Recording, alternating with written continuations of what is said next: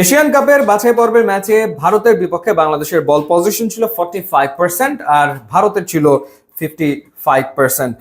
Bangladesh shot নিয়েছে 10টা, India নিয়েছে 11টা। বাংলাদেশ পাস কমপ্লিট করেছে 281টা, ইন্ডিয়া পাস কমপ্লিট করেছিল 365টা। বাংলাদেশের কর্নার ছিল 4টা, ইন্ডিয়ার কর্নার ছিল 7টা।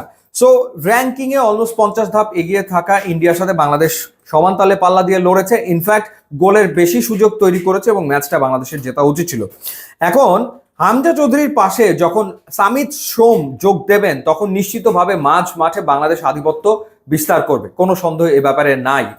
এবং যেই ঘটনাটা ঘটবে যে হামজা চৌধুরী ডিফেন্সিভ মিডফিল্ডার, এখন সামিত সোম তো অ্যাটাকিং মিডফিল্ডার হিসেবে খেলে থাকেন, বাংলাদেশ আরো বেশি সুযোগ হয়তো বা তৈরি করবে।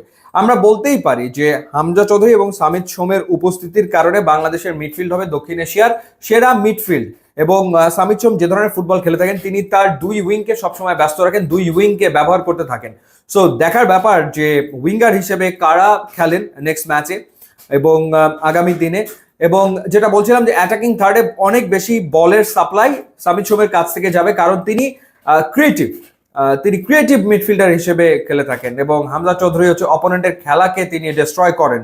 সো দুইজন দুই প্যাটার্নের মিডফিল্ডার, সো তারা দুই রকমের রোল আসলে প্লে করবেন। এখন সবার মনে যে প্রশ্নটা, সেই প্রশ্নটা হচ্ছে যে সুযোগ তো তৈরি না হয় বাংলাদেশ করলো, ভারতের বিপক্ষেও করেছিল, গোটা ছয়েক গোলের সুযোগ তৈরি করেছিল, গোল তো করতে পারেনি। আগামী দিনে গোল আসলে করবে কে, স্ট্রাইকার কে?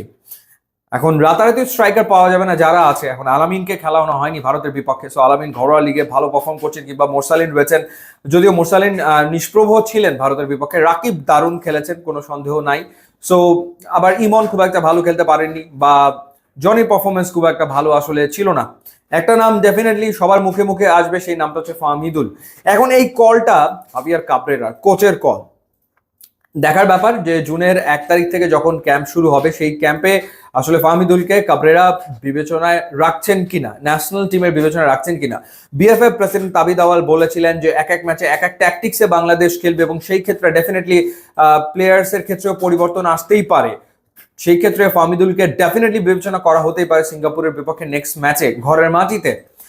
যদি ফাহমিদুলকে কাবরেরা বিবেচনা করে, কারণ দিন শেষে ফুটবলে কোচ 100% অথরিটি আসলে রাখে, তার সিদ্ধান্তই চূড়ান্ত সিদ্ধান্ত আসলে হয়। তো সেই জায়গাটাতে যদি কাবরেরা রাখেন, কাবরেরা রাখতে পারেন, কারণ ফাহমিদুলকে ডাকার কারণও কাবরেরাই ফাহমিদুলকে আসলে সৌদি আরবের তাইফে ডেকে নিয়েছিলেন। সুতরাং এবারও তিনি ডাকতে পারেন এবং তিনি প্লেইং 11-এ রেখেও দিতে পারেন, সেটা কাবরেরার কল। আর না হলে মোরসালিন, রাকিব, এরপর আলামিন, এরপর ইমন কিংবা জনি, তারাই আসলে খেলবেন ডেফিনেটলি। সো এখন দেখার ব্যাপার হচ্ছে যে কিভাবে করে অ্যাটাকিং থার্ডটা কাবরেরা আসলে সাজান। মিডফিল্ডে বাংলাদেশ আধিপত্য বিস্তার করবে, সেটা বোঝা যাচ্ছে, সেটা আমরা বুঝতে পারছি, কিন্তু গোল তো করতে হবে, এবং সেই গোল করার দায়িত্বে কাকে দেখা যাবে, বা গোল আসলে করবেটাকে, সেই প্রশ্নের উত্তর আমাদেরকে খুঁজতে হবে। ইউটিউব, ইনস্টাগ্রাম লিঙ্ক আছে, আপনারা যোগ দিলে খুবই খুশি হবো। And thanks for watching.